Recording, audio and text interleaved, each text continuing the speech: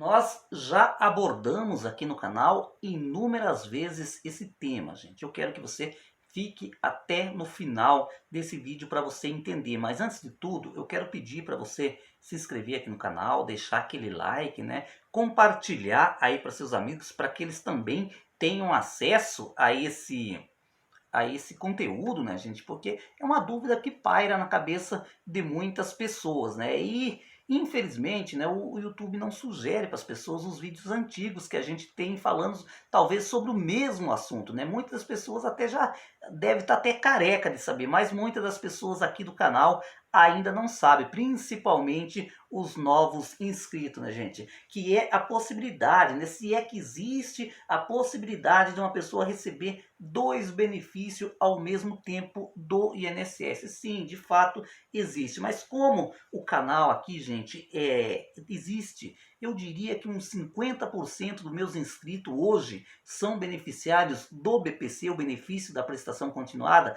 Logo de cara eu vou dizendo que o beneficiário do BPC não acumula dois benefícios. Não tem como. Por exemplo, se o seu pai morreu, né, e você quer ficar com a pensão dele, você tem que abrir mão do BPC. Ou seja, você não pode continuar recebendo o BPC e a aposentadoria da pensão por morte, né, que você herdou do seu pai. Infelizmente, o BPC existe essa limitação, mas tem outro grupo de beneficiários que não existe, né, essa limitação. Olha, a reforma da Previdência mudou algumas regras, né, principalmente referente ao acúmulo de benefício, limitando o valor total. Desse modo, será possível receber pensão e aposentadoria ou pensão de regimes diferentes ao mesmo tempo. Porém, haverá uma redução no benefício que for menor. Ou seja, gente, a possibilidade ainda de acúmulo de aposentadoria após a reforma, a emenda constitucional de 103, ela existe, né? Não acabou por completo, mas dependendo da situação,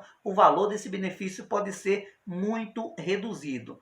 O benefício maior será integral e o segundo pagamento terá desconto conforme os valores recebidos. Quanto maior o valor, maior é o corte. Essa mudança não atinge quem já recebia acumulação ou já tinha o direito a acumular antes da reforma. Esses continuarão a receber tudo na íntegra, né? Por exemplo, você que digamos que teve direito, né, a ter benefício acumulativo antes da reforma, segue tudo como está. Por exemplo, um professor que trabalha na escola privada e também é servidor pode se aposentar pelo INSS e pelo regime próprio da Previdência, do município ou do estado. Uma restrição que continua valendo com a reforma é para o aposentado que continua trabalhando. Mesmo que ele tenha desconto da contribuição previdenciária na sua folha de pagamento, ele não pode receber o auxílio doença, né? Aqui, gente, é bom que eu abra um parêntese para explicar para você. Digamos, né, a matéria aqui que está no Jornal Contábil, ela foi bem clara, né? Digamos que você é um professor, você trabalha pelo regime próprio do Estado, né? Que todos os estados têm o regime próprio de previdência, né? E aí você também, digamos assim, tem um outro trabalho, né? E contribui para o INSS ou algo semelhante. Aí nessa situação você pode receber tranquilamente as duas aposentadorias, né? Sem problema algum. Por exemplo, a matéria citou que esse mesmo professor trabalha numa instituição privada, né? Num colégio particular, e ele também é professor do Estado, ou seja, ele pode se aposentar pelos dois sistemas de aposentadoria sem problema algum. Daí citou aqui, digamos que o aposentado, né, continua trabalhando. Todo mês vai ser descontado no INSS desse trabalhador. E infelizmente, se ele ficar doente, ele não pode pedir um auxílio doença. É um erro, né? Deveria dar essa possibilidade, mas é aposentado, a gente mas continua trabalhando e continua contribuindo. Eu até aqui do canal tenho uma luta. Eu acho que deveria o governo dar a possibilidade para qualquer aposentado, gente, para qualquer aposentado que quiser continuar contribuindo para o INSS, numa alíquota de 5%, né, para poder fazer uma revisão na aposentadoria de 10 em 10 anos.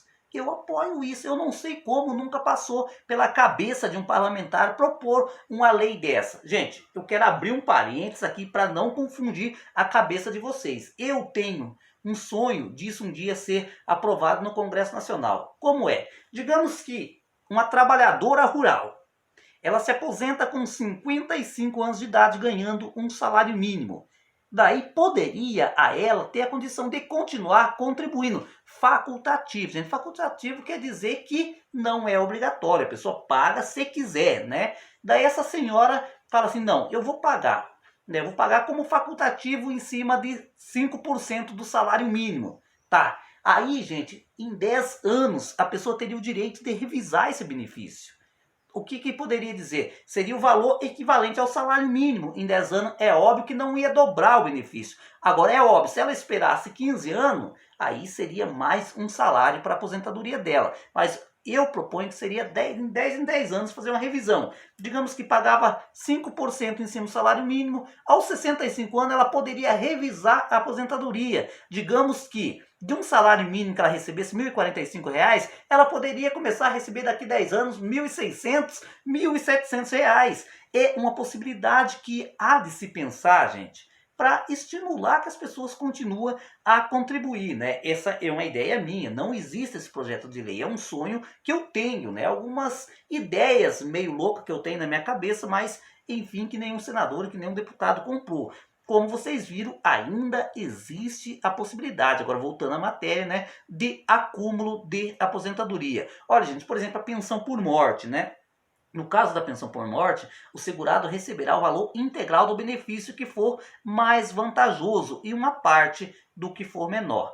No entanto, foram estabelecidas regras para acumulação que já se aplicam a todos os regimes públicos de previdência, inclusive de estados, Distrito Federal e município. Está preservado o direito adquirido e fatos geradores de aposentadorias, requisitos completos e pensões por morte, óbito ocorrida antes da publicação da reforma. Essa parcela será calculada por uma escala de redução dividida em faixas de rendimentos limitados a um salário mínimo. Gente, na verdade, quando se discutia a reforma da Previdência, o governo estudava que poderia se pagar pensão por morte até menos do que um salário mínimo. Os deputados e senadores não aceitaram essa possibilidade, né? Hoje, digamos assim, é uma mulher que está aposentada, né? Digamos que ela já é aposentada. E de repente o esposo dela também é aposentado e ele morre. Ela recebe um salário mínimo e ele recebe 3 salários mínimos. O que vai acontecer? Aqui ela pode pegar, né, gente, a pensão de maior valor, digamos que é do falecido, e daí possivelmente a outra, né, o outro benefício, ele será dividido. Aqui não, porque eu citei um salário mínimo, mas por exemplo, se ela recebesse 2 salários mínimos e ela 3, daí o que ia acontecer, né? Para ficar muito mais claro o exemplo, ela poderia optar pela pensão por morte do marido que recebia 3 salários, né? E aí o benefício dela seria limitado. Por exemplo, ela ia receber 60% desse salário dela, né? E vice-versa. E agora, quando há filhos, aí já muda, digamos assim, os critérios, né? Tá bastante complexo. Olha, gente, é possível acumular 2 pensões por morte? Aqui é uma pergunta que todo mundo faz. Você mesmo que está aí do outro lado tem certeza que já se perguntou quanto a isso. A reforma da Previdência proibiu o acúmulo de pensões por morte deixadas por cônjuge, filhos ou pais. Fica proibido acumular 2 pensões por morte. Antes da reforma, né, de 12 de 11 de 2019, era possível acumular 2 pensões se, por exemplo, o cônjuge falecesse e depois a pessoa perdesse um filho também e provasse que havia dependência financeira dele. Um filho também poderia receber se perdesse o pai e mãe, né? Digamos que a viúva, né, ela já recebia pensão por morte do marido. De repente, o filho, né, que ajudava bastante em casa, veio a falecer. Se ela conseguisse provar para o INSS que ela era dependente do filho, ela também poderia pegar a pensão por morte do filho. Só que essa possibilidade já não existe mais após a reforma da Previdência. Desse modo, para os benefícios anteriores à vigência da reforma da Previdência, né, as pensões por morte podem ser acumuladas posteriores a essa data. O acúmulo de pensão será calculado por uma escala de reduções dividida por faixas de rendimentos limitados ao salário mínimo. Ou seja, gente, mesmo, né, as pensões tradicionais da agora para frente, elas todas vai ter uma certa perda, querendo ou não. Principalmente aqueles, né, que tinham a possibilidade de receber mais do que um salário mínimo. E como vai ser feito esse cálculo, né, de acúmulo de pensão com com a emenda constitucional de 103? Olha, o segurado receberá o valor integral do benefício que for mais vantajoso e uma parte do que for menor. Essa parcela será calculada por uma escala de redução divididos por faixa de rendimento. Até um salário mínimo, parcela de 80%, né?